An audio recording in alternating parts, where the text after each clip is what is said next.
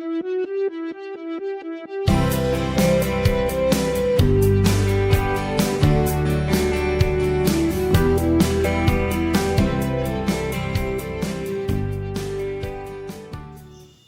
Morning बच्चों। तो आज हम लोग नए चैप्टर रिफ्लेक्शन ऑफ लाइट पर चर्चा करेंगे, पढ़ेंगे। रिफ्लेक्शन ऑफ लाइट यानी कि प्रकाश का परावर्तन। सबसे पहले प्रकाश क्या है? What is light? लाइट को हम कह सकते हैं कि light is a form of energy. Light एक ऊर्जा का रूप है। प्रकाश एक ऊर्जा का रूप है जो हमें किसी भी पदार्थ को विजिबल बनाता है, दृश्यमान बनाता है। Light makes visible to any object. Light किसी पदार्थ को दृश्यमान बनाता है। हम कहते हैं किसी पदार्थ को हम कैसे देखते हैं? आंखों की सहायता से। लेकिन क्या रात में हमारी आंखें नहीं होती है? क्या होती है? रात में हमारे पास आंख है लेकिन प्रकाश नहीं है। और दिन में जब हम किसी वस्तु को देख पाते हैं, यानी कि उस वस्तु से परावर्तित प्रकाश हमारी आंखों तक आकर के प्रतिबिंब का निर्माण करते हैं, तब हम कहते हैं कि वह फलाने प्रकार का वस्तु है। उसका इमेज हमारे मस्तिष्क में बन जाता है। यानी कि बिना प्रकाश हम इस सुंदर संसार को नहीं देख सकते। इस सुंदर संसार को देखने के लिए प्रकाश की आवश्यकता है। Light is a form of energy. अब प्रकाश आता कहां से है? तो प्रकाश जिस ऑब्जेक्ट से निकलते रहता है, इमिट होते रहता है, उसको हम ल्यूमिनस ऑब्जेक्ट कहते हैं, प्रतिदीप्त वस्तु कहते हैं, जिससे लाइट या प्रकाश की किरणें निकलती रहती हैं। जैसे सूर्य को हम कहते हैं कि वह ल्यूमिनस ऑब्जेक्ट है। क्यों? क्योंकि उनसे प्रकाश आ रही है। वहीं हम चांद को नॉन ल्यूमिनस कहते हैं। क्यों? क्योंकि चांद से प्रकाश इमिट नहीं होती, बल्कि सूर्य के प्रकाश का वह रिफ्लेक्शन करता है। तो light coming from the moon, that is reflected light from the sun. यह सूर्य का परावर्तित किरण है जो चांद से आता है। यानी कि जिस ऑब्जेक्ट से लाइट इमिट होता है उसे हम ल्यूमिनस ऑब्जेक्ट कहते हैं, और जिस ऑब्जेक्ट से लाइट नहीं निकलता उसे नॉन ल्यूमिनस कहते हैं। अब जलता हुआ बल्ब से लाइट आता है तो उसको कहते हैं ल्यूमिनस ऑब्जेक्ट। बुझा हुआ बल्ब से लाइट नहीं निकलता उसे कहते हैं नॉन ल्यूमिनस ऑब्जेक्ट। कैंडल जो जल रहा है, वर्न कर रहा है, तो उसको हम लोग कहेंगे कि ल्यूमिनस ऑब्जेक्ट। जो वर्न नहीं कर रहा है, नॉन ल्यूमिनस ऑब्जेक्ट। हमारे आसपास बहुत सारे वस्तुएं हैं जो लाइट उत्पन्न नहीं करते, बल्कि सूरज के लाइट को या टॉर्च के लाइट को या बल्ब के लाइट को रिफ्लेक्ट कर हमारे आंखों तक पहुंचाते हैं। तो हम कुछ वैसे वस्तु जो लाइट को इमिट करते हैं, ल्यूमिनस ऑब्जेक्ट, और जो लाइट को रिफ्लेक्ट करते हैं, आइदर पार्शियल और फुली। कुछ ऐसे ऑब्जेक्ट हैं जो पूरा लाइट को रिफ्लेक्ट कर देते हैं, जैसे मिरर। लेकिन कुछ ऐसे ऑब्जेक्ट हैं जो पार्शियली लाइट को रिफ्लेक्ट करते हैं। तो हमारे आसपास बहुत सारे ऐसे पदार्थ हैं जो पार्शियली लाइट को रिफ्लेक्ट करते हैं। उन्हें हम नॉन ल्यूमिनस ऑब्जेक्ट कहते हैं, जो लाइट का रिफ्लेक्शन करता है। और जो लाइट निकालता है उसे ल्यूमिनस ऑब्जेक्ट कहते हैं। अब बात उठती है कि लाइट हमारे पास स्टार से भी आते हैं, तो स्टार को भी हम ल्यूमिनस ऑब्जेक्ट कहते हैं। अब स्टार हमसे कितना दूर है? Far far away, millions of kilometre दूर है यहां से।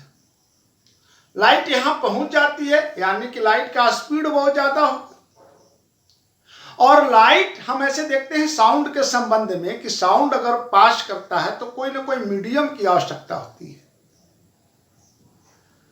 तो लाइट को आने के लिए क्या कोई मीडियम की आवश्यकता होती है? तो इस आधार पर जब हम चर्चा करते हैं तो लाइट के दो नेचर पर हम प्रश्न उठा लेते हैं। लाइट का पहला नेचर है, लाइट के दो नेचर में पहला हम वेव थ्योरी, वेव के सिद्धांत पर लाइट को परिभाषित करते हैं तो कहते हैं कि light is an electromagnetic wave. प्रकाश एक विद्युत चुंबकीय तरंग है और प्रकाश जो विद्युत चुंबकीय तरंग है, सूर्य हो गए और यहां से ऐसे ऐसे करते हुए निकल रहे हैं या नीचे की ओर आ रहे हैं, तो तरंग तो ऐसे ही चलता है ऊपर नीचे। तो प्रकाश विद्युत चुंबकीय तरंग है और विद्युत चुंबकीय तरंग होने के कारण इसको प्रोपगेट करने के लिए, स्थानांतरित होने के लिए कोई मीडियम की आवश्यकता नहीं होती, आइदर सॉलिड, लिक्विड और गैस। ना तो सॉलिड की आवश्यकता है, ना लिक्विड की आवश्यकता है, ना गैस की आवश्यकता है।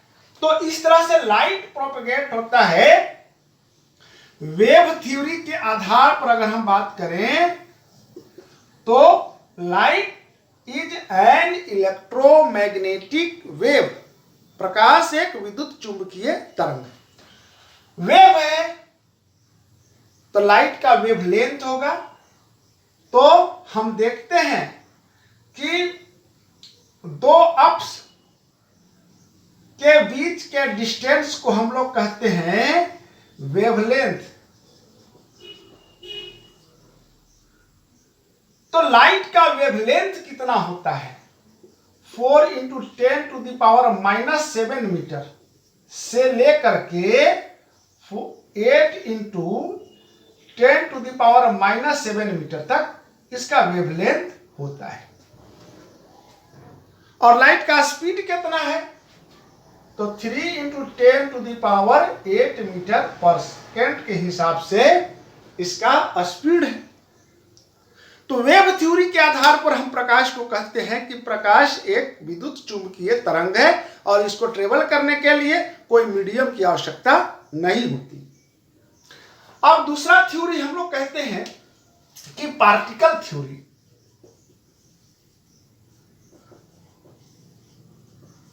पार्टिकल थ्योरी क्या है?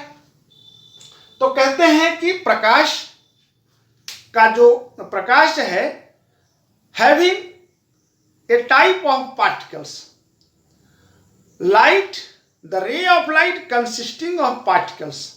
कहते हैं कि प्रकाश की जो किरण है वह किसी न किसी पार्टिकल से बना हुआ है और that particles is known as photon. Photon particle से बना हुआ है। दूसरा थ्योरी हम चल रहे हैं कि पार्टिकल थ्योरी क्या है। पहले वेव थ्योरी मैंने बता दिया। वेव थ्योरी के आधार पर प्रकाश को कहते हैं कि यह विद्युत चुंबकीय तरंग है। लेकिन पार्टिकल थ्योरी के आधार पर हम कहेंगे कि तरंग, ये जो लाइट है, लाइट का जो रेज है उसमें पार्टिकल है, कण है, और वह कण क्या है? उसको हम लोग फोटोन, प्रिमिटिव कण जो पार्टिकल्स हम लोग मानते हैं उसको कहते हैं फोटोन।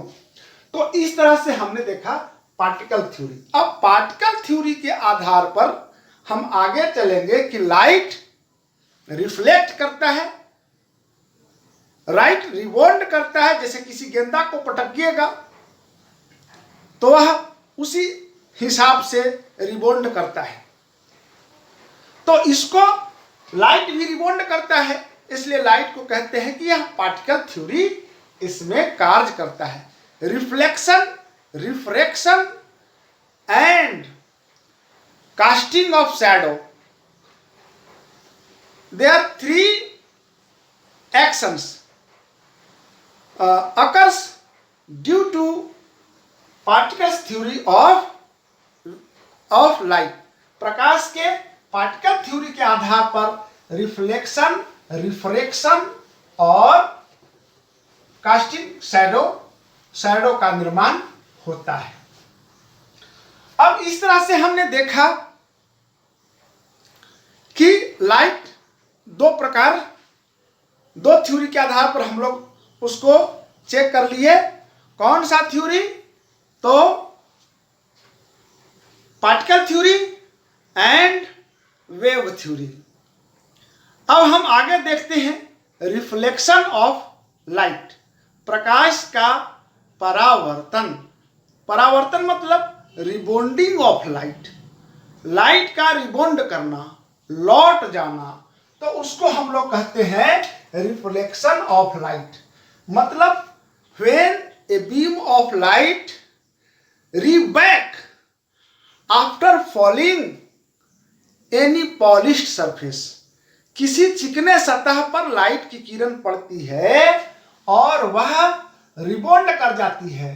जैसे सूर्य से लाइट गया और यहाँ एक पॉलिश्ड सरफेस था और इससे रिबॉन्ड कर गया, तो इस फेनोमेना को, इस प्रक्रिया को हम लोग रिफ्लेक्शन कहते हैं। सूर्य से लाइट गया और किसी चिकने सतह से रिबॉन्ड करके इधर की ओर लौट आया, तो that is known as rebounding of light, और rebounding of light is known as reflection of light. Light के मुड़ने की प्रक्रिया को, अपने ही दिशा में लौटने की प्रक्रिया को रिबॉन्डिंग ऑफ लाइट कहते हैं, रिफ्लेक्शन ऑफ लाइट कहते हैं। अब रिफ्लेक्शन जो हो रहा है यह कुछ न कुछ सिद्धांत पर चलता है, तो इसको हम जरा आपको बता दें कि हम एक मिरर लेते हैं जो हाईली पॉलिश्ड सरफेस है, और हाईली पॉलिश्ड सरफेस नीचे से हमने उसको पॉलिश्ड कर दिया, तो यह एक मिरर बन गया। और आप जानते हैं कि मिरर का निर्माण कैसे होता है? 3 लेयर से। सबसे ऊपरे वाला जो लेयर होता है यह ग्लास का बना हुआ होता है, उसके बीच वाला जो मिडिल लेयर होता है यह सिल्वर का बना हुआ होता है, और सबसे नीचे वाला जो लेयर है यह पेंट किया हुआ है। तो इस तरह से हमने देखा कि हमारे पास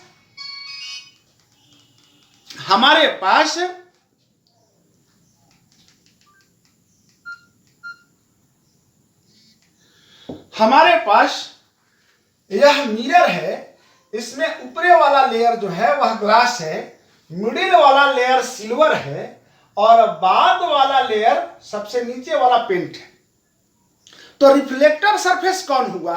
रिफ्लेक्टिंग का कार्य कौन करता है? ग्लास नहीं, सिल्वर जो है वह मैक्सिमम रिफ्लेक्टर का काम करता है। अब सिल्वर के ऊपर ग्लास क्यों लगा दिया? तो सिल्वर स्क्रैचेबल है, जल्दी स्क्रैच कर जाएगा, उसकी चिकनाई खत्म हो जाएगी और वह बढ़िया रिफ्लेक्टर नहीं होगा। तो उसके ऊपर हमने ग्लास लगा दिया, ऊपर ग्लास लगा दिया।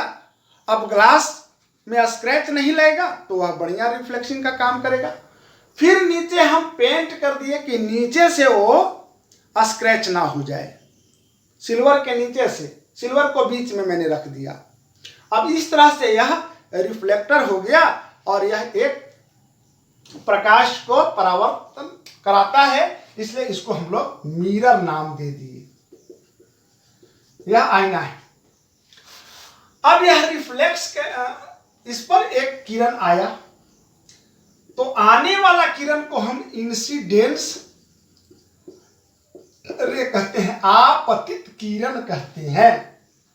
आ रहा था किरण तो आपतित किरण है, और यहां आने के बाद यह क्या करता है कि फिर लौट जाता है, जिधर से आ रहा था उसी डायरेक्शन से में फिर लौट आता है। तो इसको रिबॉन्डिंग ऑफ लाइट या रिफ्लेक्शंस ऑफ लाइट। तो चूंकि रिफ्लेक्ट किया इसलिए ये वाला किरण को हम लोग कहते हैं रिफ्लेक्टेड रेज कहते हैं, रिफ्लेक्टेड रेज हो गया। और जिस पॉइंट पर इंसिडेंस हुआ इसको हम लोग इंसिडेंस पॉइंट कहते हैं।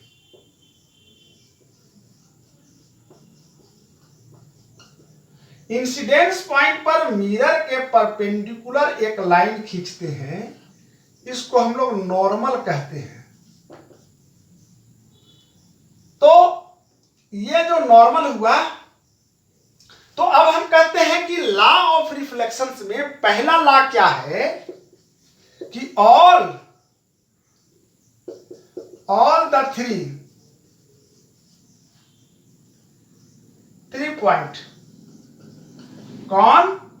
All the 3 point, incident point, reflected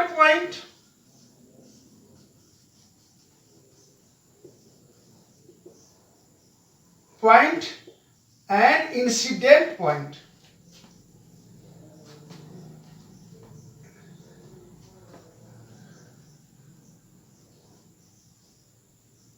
incident ray जहां आकर के यह गिर रहा है, टच कर रहा है, ओ, और रिफ्लेक्शन जहां से हो रहा है दूसरा पॉइंट, और नॉर्मल एंड नॉर्मल।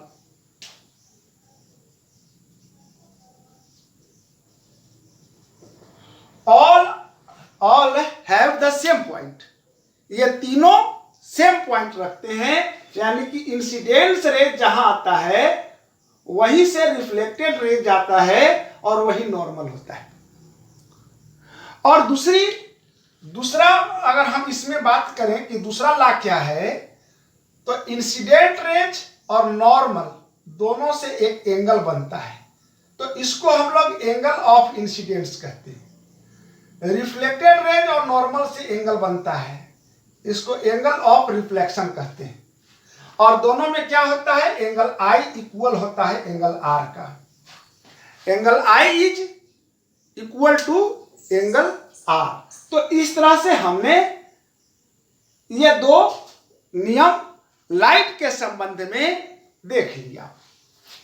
अब आगे हम लोग चलते हैं कि रिफ्लेक्शंस ऑफ लाइट में रेगुलर रिफ्लेक्शन और इरेगुलर रिफ्लेक्शन क्या है। रेगुलर रिफ्लेक्शन और इरेगुलर रिफ्लेक्शन क्या है, या डिफ्यूज रिफ्लेक्शन। रेगुलर रिफ्लेक्शन, जैसे किसी मिरर है और मिरर पर कोई पैरेलल रेज आ रहे हैं, तो यहां से रिफ्लेक्शन के बाद ये भी पैरेलल होंगे आपस में। इंसिडेंट्स जितने भी रेज आपस में पैरेलल अगर हैं और रिफ्लेक्टेड रेज भी पैरेलल हैं, तो ये क्या हो गया, इंसिडेंट्स हो गया। इंसिडेंट रेज कहिए। और रिफ्लेक्टेड, अगर दोनों पैरेलल हैं तो हम कहेंगे कि रेगुलर रिफ्लेक्शन हो रहा है।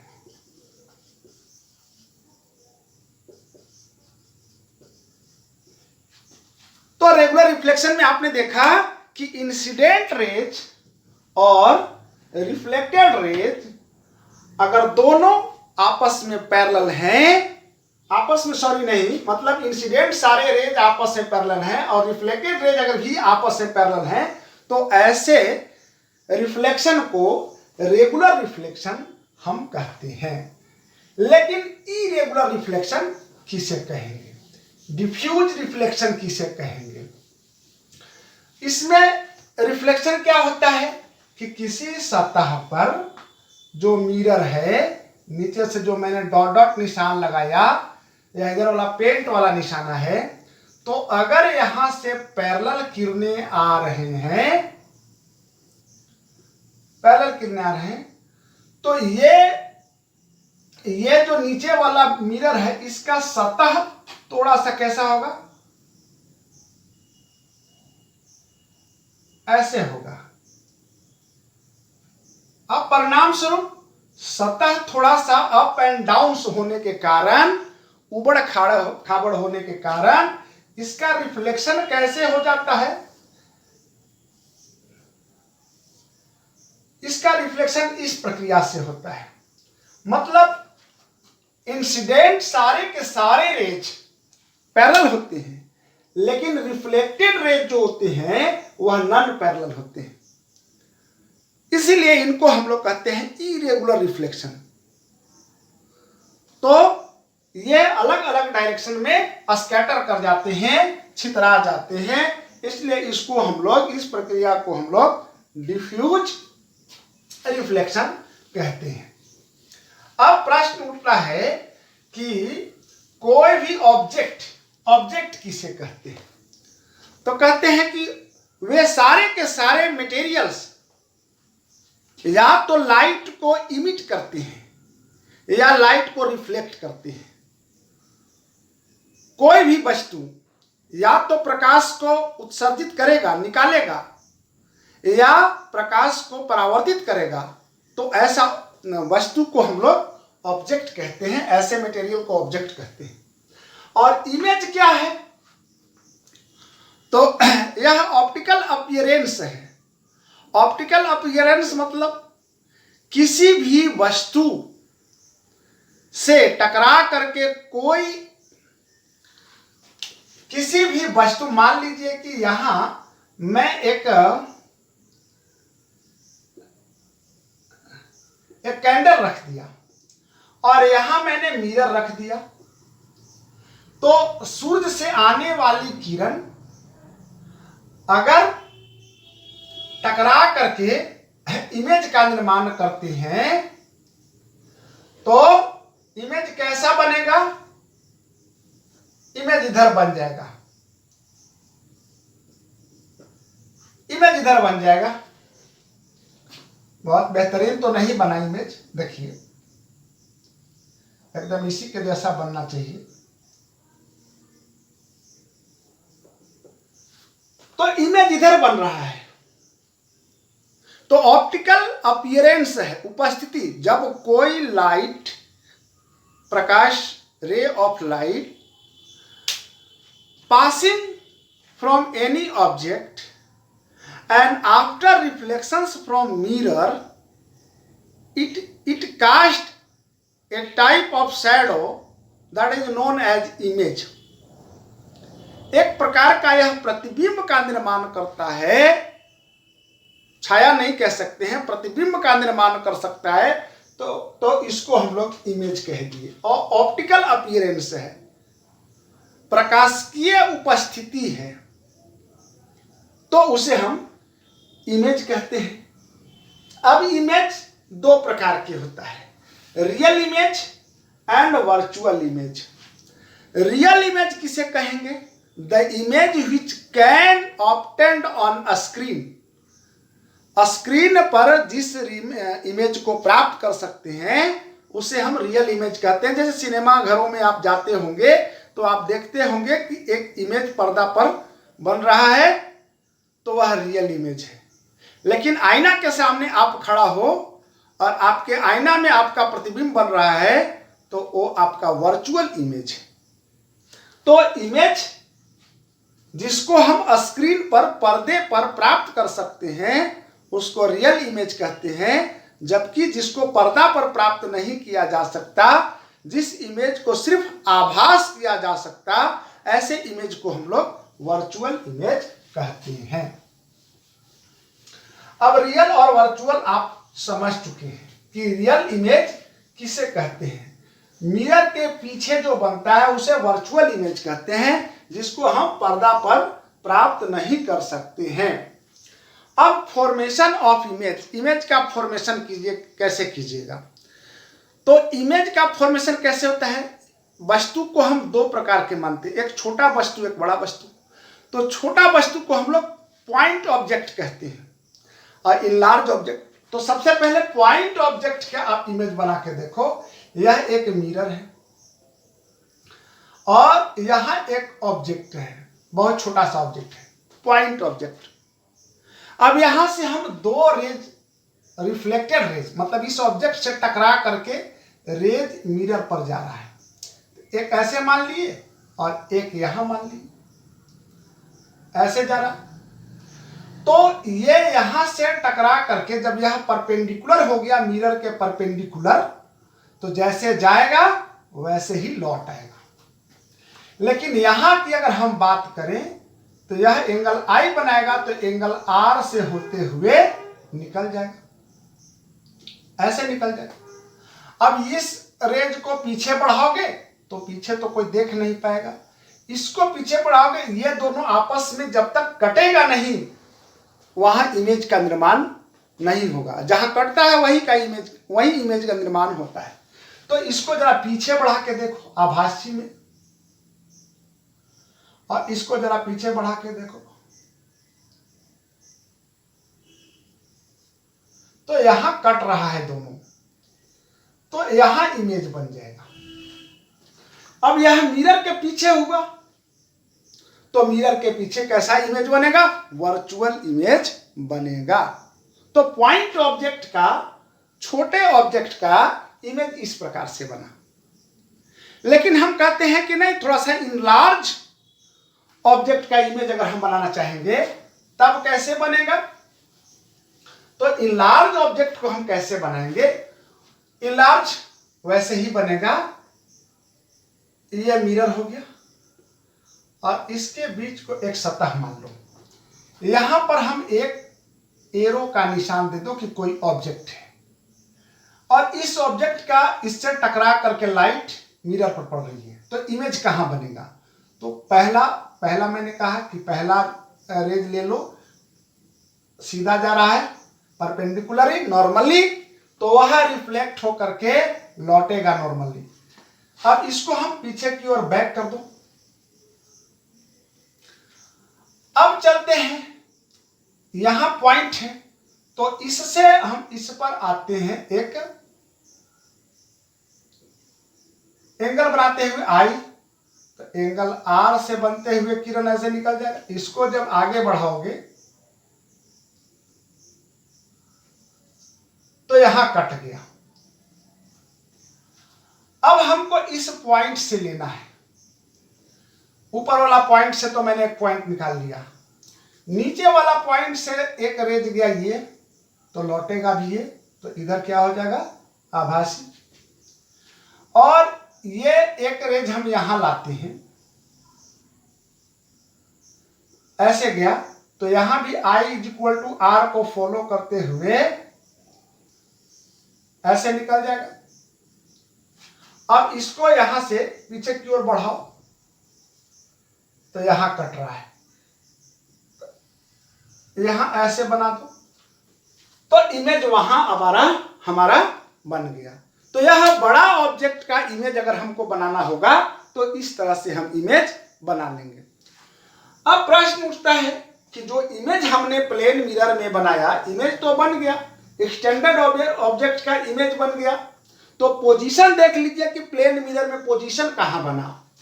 तो कहेंगे कि ऑब्जेक्ट है, ऑब्जेक्ट का इमेज कहां बना? मिरर के पीछे, behind the mirror, that is virtual image. Size क्या होगा? तो इक्वल होगा, साइज होगा सेम साइज।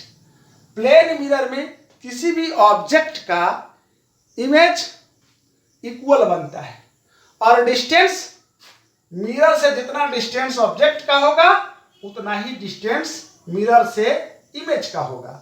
इस तरह से इक्वल डिस्टेंस पर होगा। तो आपने देखा कि वर्चुअल इमेज बनेगा, मिरर के पीछे बन रहा है, सेम साइज बनेगा, इरेक्ट बनेगा, सीधा बनेगा, और इक्वल डिस्टेंस पर बनेगा। जितना डिस्टेंस पर ऑब्जेक्ट है उतना ही डिस्टेंस पर इमेज बन जाएगा। तो इस तरह से आपने देख लिया इमेज हम एक्सटेंडेड ऑब्जेक्ट का, बड़ा ऑब्जेक्ट का कैसे बनाते हैं।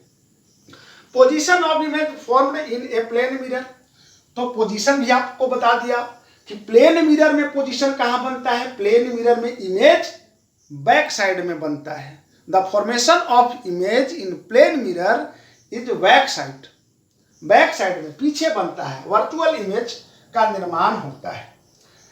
लैटरल इन्वर्सन क्या होता है? यहां हमने देखा कि प्लेन मिरर में इमेज तो बन रहा है, लेकिन ये इमेज क्या है? ये सीधा है तो ये भी सीधा है, परपेंडिकुलरली इरेक्ट है। अगर ऑब्जेक्ट इरेक्ट है तो इमेज भी इरेक्ट है। लेकिन अगर लैटरली बात करें, पार्श्वत बात करें, तो आप अपने आईना के सामने खड़ा होकर के देखिएगा कि आप दाहिने हाथ से खाना खा रहे हो तो उसमें आपको दिखाई देगा कि आप बाएं हाथ से खाना खा रहे हो। आप अपनी दाहिने आंख को बंद करो तो उसमें दिखाई देगा कि आप बाएं आंख से बंद कर रहे हो, बाएं आंख को बंद कर रहे हो, तो इमेज बाएं आंख को बंद करेगा। तो इस तरह से इसको हम लोग कहते हैं बायां दायां, लेफ्ट राइट में उल्टा। हम दाहिना हाथ जिसको कहते हैं, इमेज उसको बायां हाथ कहेगा। तो इस तरह से इसको कहते हैं लैटरल इन्वर्सन, पार्श्ववत उल्टा ना। हमारा जो लेफ्ट होगा इमेज का राइट होगा, और इमेज का जो राइट होगा वो हमारा लेफ्ट होगा। यही कारण है कि किसी भी एम्बुलेंस पर आप देखे होंगे कि उसका एम्बुलेंस नाम उल्टा लिखा रहता है। ऐसा इसलिए क्योंकि एम्बुलेंस के सामने वाला जो गाड़ी है उसके साइड मिरर में एम्बुलेंस सीधा सीधा लिखा हुआ दिखाई पड़े, ताकि देखने वाला आदमी पढ़ ले एम्बुलेंस और एम्बुलेंस को साइड दे दे। तो उसको मतलब लेफ्ट और राइट में परिवर्तन को लैटरल इन्वर्सन कहते हैं, और मिरर में यह पार्श्ववत उल्टा हो जाता है। Use of plane mirror. Plane mirror का यूज कहां कहां हम लोग करते हैं? तो प्लेन मिरर का हम लोग यूज करते हैं अपने इमेज को देखने के लिए। ड्रेसिंग टेबल में प्लेन मिरर का इस्तेमाल करते हैं। पेरिस्कोप बनाने में भी हम लोग प्लेन मिरर का इमेज का इस्तेमाल करते हैं। पेरिस्कोप क्या होता है? किसी दीवार के इस साइड में हमको वस्तु को देखना, इस साइड से, और बीच में दीवार है, तो कैसे देखिएगा? तो यहां हम एक आईना लगाते हैं, एक यहाँ आईना हो गया, एक यहाँ आईना हो गया, और यहाँ से इमेज इससे बना, इससे इसमें बना, इसमें इसमें बन गया। हम यहाँ से सामने इसमें देख लिए, तो इसको पेरिस्कोप कहते हैं। इस डिवाइस को हम लोग पेरिस्कोप कहते हैं, जो दीवार के उस साइड में हम लोग को किसी भी वस्तु का, ऑब्जेक्ट का इमेज बना देता है, हमको दिखला देता है। तो ऐसे उपकरण को पेरिस्कोप कहते हैं। कहीं हाईली मुड़ा हुआ एक रोड होगा, एकदम तीखा मोड़ जिसको कहते हैं, तो उस मोड़ पर गाड़ी इधर से जा रही थी और यहां इधर से भी गाड़ी जा रही थी। अब इधर वाला इसको तो देख नहीं पाएगा, तो ऐसे में एक्सीडेंट होने की संभावना बढ़ जाती है। इसलिए यहां एक बड़ा सा मिरर लगाया रहता है रोड पर। ये देख लेगा कि उधर से गाड़ी आ रही है, तो एक्सीडेंट से बच जाएगा। और इस तरह से हम लोग मिरर ऐसा लगा लेते हैं रोड पर। तो मिरर का बहुत जगह इस्तेमाल होता है और हमने ऐसा किया। तो इस तरह से हमने रिफ्लेक्शन ऑफ लाइट आपको बता दिया। आगे हम देखेंगे कि रिफ्लेक्शन प्लेन मिरर से कैसे हुआ, ये तो देख लिए हमने। अब कर्व मिरर से कैसे होगा, स्फेरिकल मिरर से रिफ्लेक्शन कैसे होगा, तो अगला वीडियो में आप हमारा देखेंगे कि कर्व मिरर में, स्फेरिकल मिरर में इमेज का फॉर्मेशन किस प्रकार होता है। तो आज इतना ही, धन्यवाद।